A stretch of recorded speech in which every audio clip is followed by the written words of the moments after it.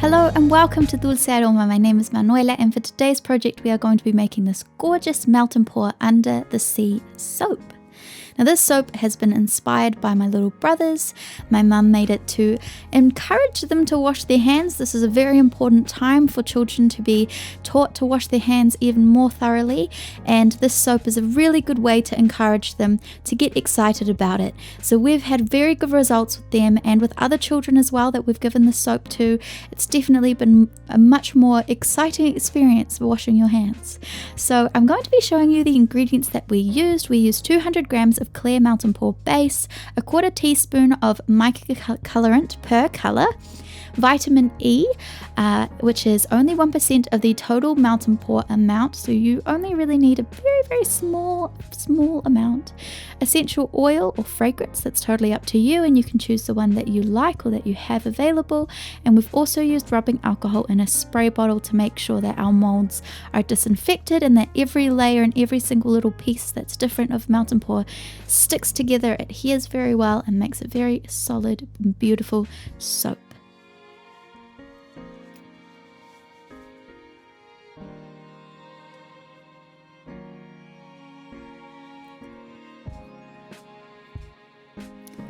Okay, so before we start, I'm going to show you all of the tools and the pieces that we need.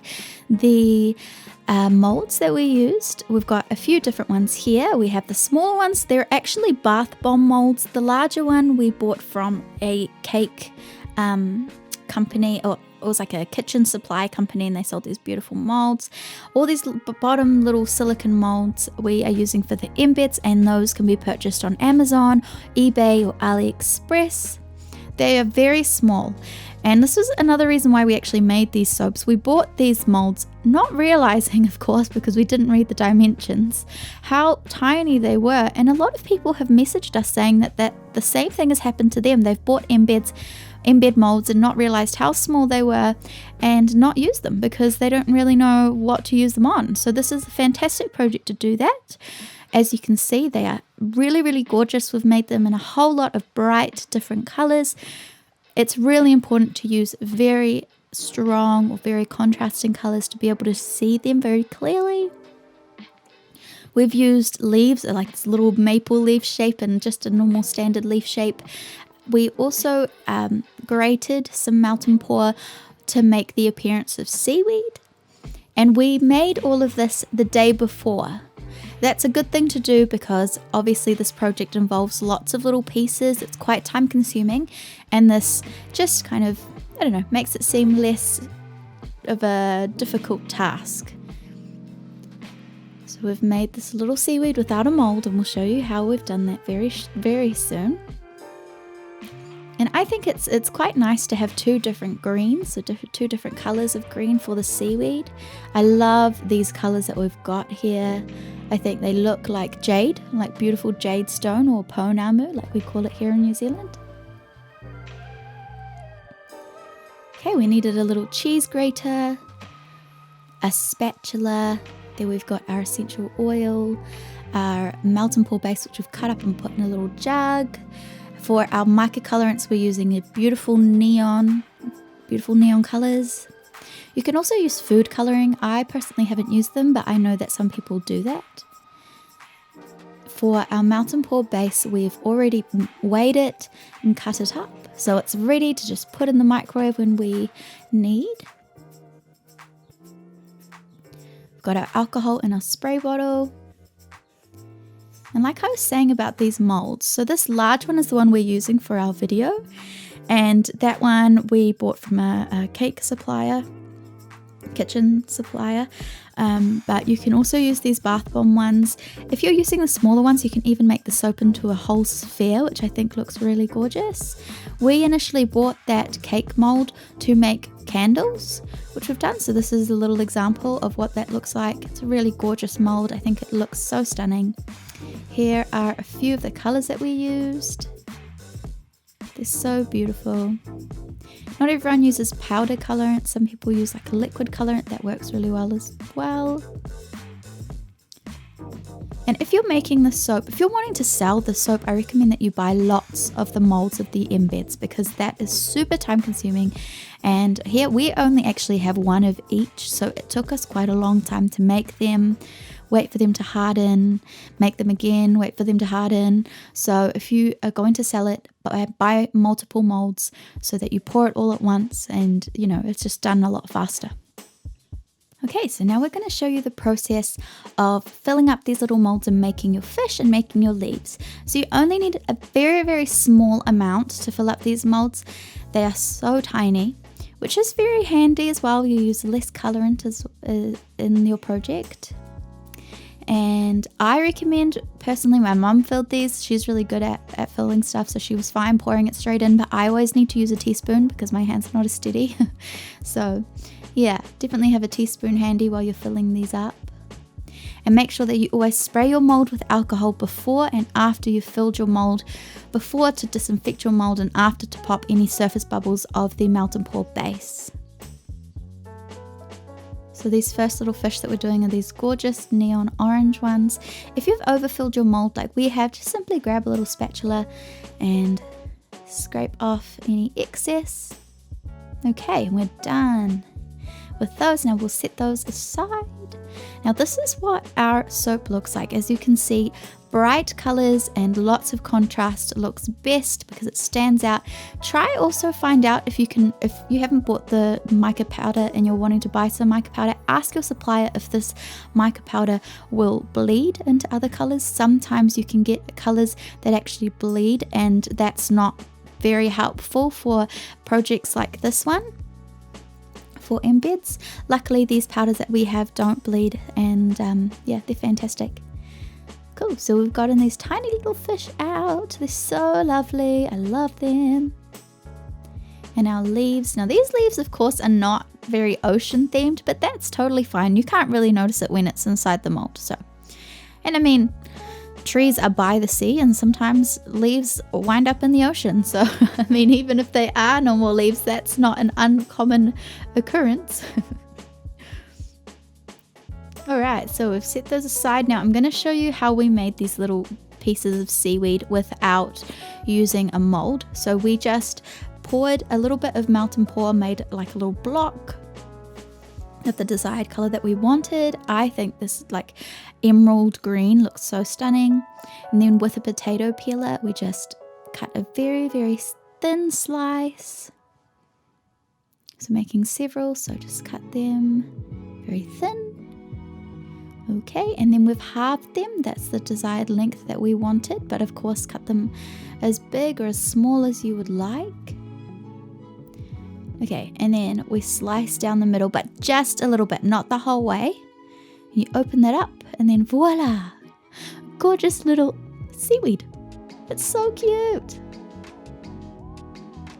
And this would totally work as grass as well, I guess, if you wanted to make the same sort of soap, but you know, with bugs and grass instead of seaweed and fish.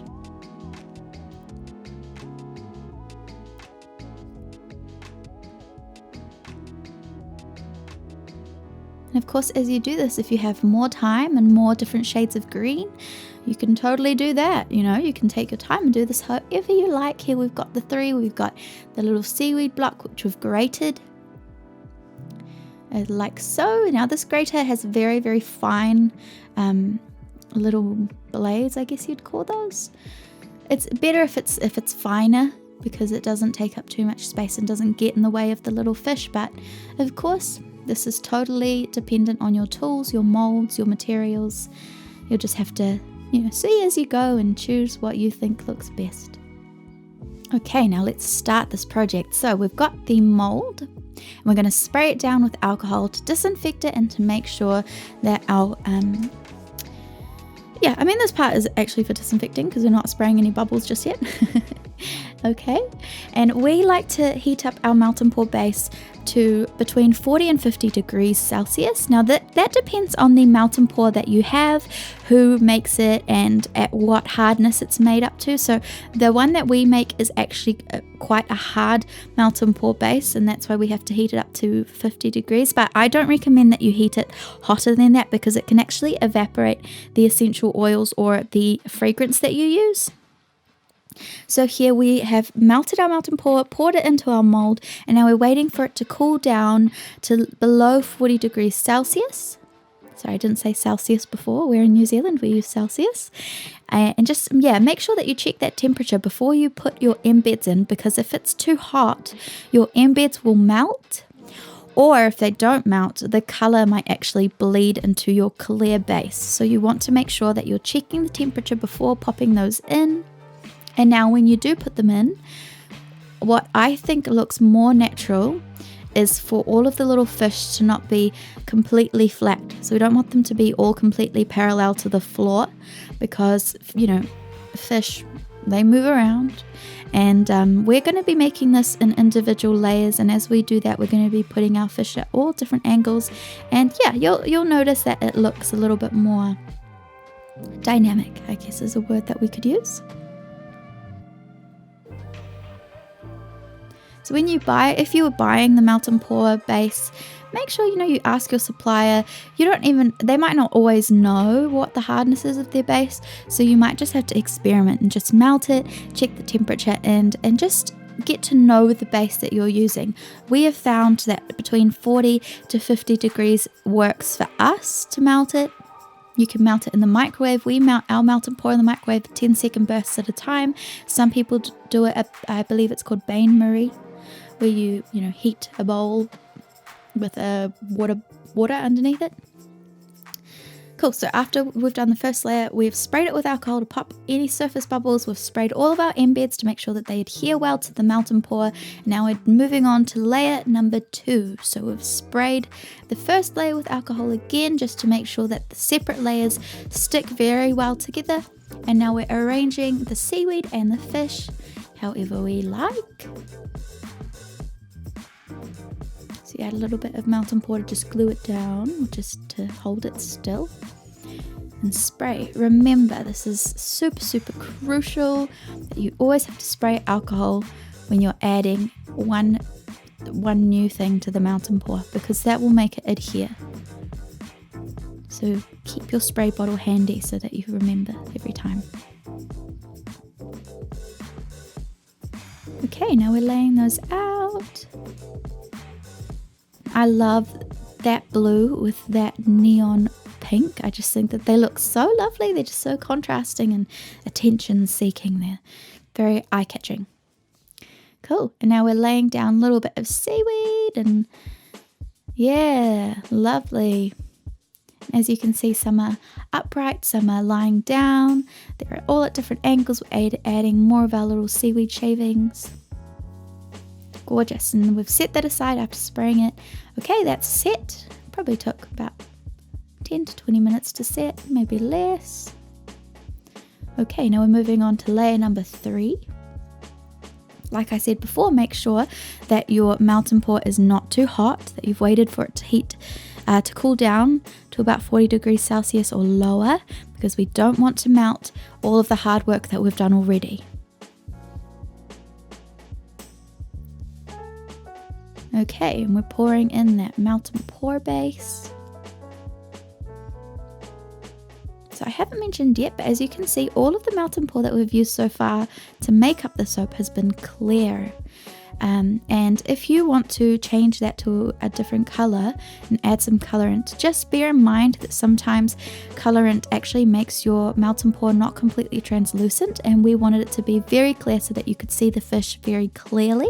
So that's why we've only been using clear melt and pour so far, but we will be adding a blue layer which will make the rest of the soap look very blue.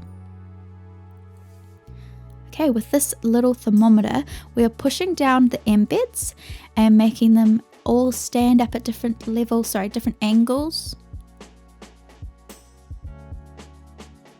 And I think the good thing about not laying them all flat is if you have the 3 layers and they're all flat at different layers, it's actually a lot more obvious that you've made the soap in 3 different parts, as opposed to if you put them, upright and at different angles. It kind of combines the whole soap a lot more, makes it look more like one solid piece instead of, the individual layers. Okay, now we've sprayed our alcohol. We're going to set that aside and wait a little bit for it to harden. Okie dokie. So now this is our last layer, and this layer will be blue. So as you can see, we have this really gorgeous metallic electric blue. And the layer is not very thick, so we're not using a whole lot of melt and pour. Try and not overheat your melt and pour base throughout this project. If it bubbles, it starts boiling, it can actually make your melt and pour full of tiny little bubbles, and then your base is not going to be transparent. Those bubbles are, if they're on the surface, they're easy to pop with your alcohol, but if they're completely inside the base, I don't know if I'm explaining this really well, it can be really hard to pop all of them throughout the base. So just be really careful to not overheat it. It's better to underheat and then heat a little bit more than to overheat, because when you've overheated, you've gone a little bit too far, and sometimes that can actually ruin the base. I recommend to not reheat as well. If you've got some base, it's better to, especially for clear projects, to not reheat it, because it just kind of ruins that translucency. So it's better if you've got some melt and pour base that was clear that you want to reuse, add some color to it, use it for a colored thing, because that might be a little bit better. So you can still see the fish, but if the whole soap was blue, you'd lose the detail. So that's our reasoning of why only the bottom layer is blue. When you've added the embeds, I'm not sure if I've mentioned this already, sorry if I have not. When you're adding your embeds, always make sure that they are facing away from you, so that they're facing towards the ground, because otherwise they'll be upside down. Alright, if you're using a silicone mold, you don't have to worry about this. The unmolding process is super easy. But if you've chosen a mold like we have, a metal mold like this, you might have a little bit of a hard time unmolding. So what we're doing here, it was a little bit of a task to unmold it, but what we're doing is we're heating up the mold with a hairdryer. Now be really, really careful that you don't overheat your mold, because you'll start melting your soap. So you just have to heat it up little bit by little bit. Also be really careful with your hands, so you don't want to burn your hands. Okay, and then we gently just press with our thumbs on one side, just to slide it out of the mold. But this takes a lot of patience. This is a good soap to do if you've got plenty of time and you're having a nice relaxing day, because as I said, there's lots of little steps, and for someone like me that gets quite frustrated, this is not a good project to do if you're feeling already a little bit stressed. I mean, unless that de-stresses you, which for some people it does, but I get a little bit flustered, so luckily my mum did this one. She stayed calm and did a really beautiful job. We didn't want to speed this part of the video up because we wanted to show you that it's actually a little bit of a challenge, but you just have to stay persistent. As you can see, it's moving now. Finally, yay! We'll see it come out of the mold, which is really exciting.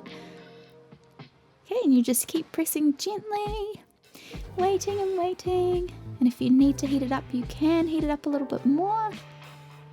And voila! Look at this gorgeous soap, isn't it lovely? I love it. I just think it's so cute. It looks like a fish tank, or like looking, into the ocean. It reminds me of Finding Nemo. And my brothers are obsessed with Finding Nemo, so this is a really good soap for them. Here are 2 different ones that we made. This one on the right has a lot more seaweed. It looks more like the ocean in my opinion. And the one on the left looks more like an aquarium, because it's got a lot less green in it and it's a lot more clear. If you want, you can totally make this into a whole sphere, as I mentioned before.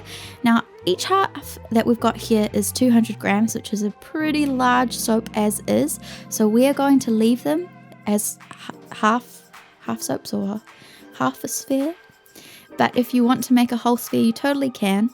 and you just have to melt some more, melt and pour, and use that as a glue to bind the two together.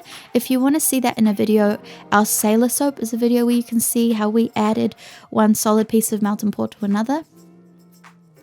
But yeah, this is such a gorgeous project. I think it looks so stunning and is a really good one. Like I said, especially in this COVID time where you want to keep your kids inspired to wash their hands and to be excited about it so that they stay there washing their hands for their 20 seconds. Having a soap like this definitely helps. This is another really good soap to have, you know, as a children's option. If you guys sell soaps, this is one that you can sell. You can also make it for birthday parties. You can make it bug themed, like these little silicone molds that we have here. We actually bought these online and also didn't realize they were as small as they were. So, like I said, a project like this is a good way to use a mold that might be a little bit too small to use otherwise. And you can use a similar technique with the leaves and the seaweed and just make that grass instead. And here's a view with more light shining through it. And you can just see, oh, it's just, I love it. I love how the colors just really shine through. You can see it very clearly, all the different layers. And also because they're not all flat, every single layer looks like joined together. It looks like one solid piece, not like individual layers. So these soaps and these videos I make with my mum. My mum and I are not professional soap makers. We're just very passionate, but we have day jobs as well. And my one is actually being a musician. So I wanted to share that with you guys because I have my own YouTube channel where I sing songs in Spanish and songs in English. And if you'd like to check it out, I will put a little link in the description below so you can check it out. Here's a little preview of what I sound like. And yeah, that's actually my job. So I teach singing and I play shows. I've got a music degree, and I help my mum with her soaps because I just think they're so fun. If you want to find out more about my channel, just click on the link in the description and you'll be able to see more of what I do.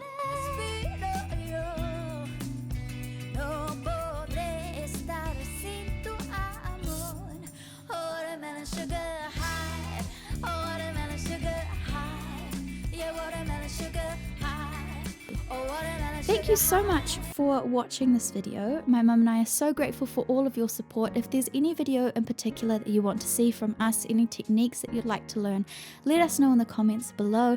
Let us know what you think of the soap, and we will be back next week with another soap tutorial.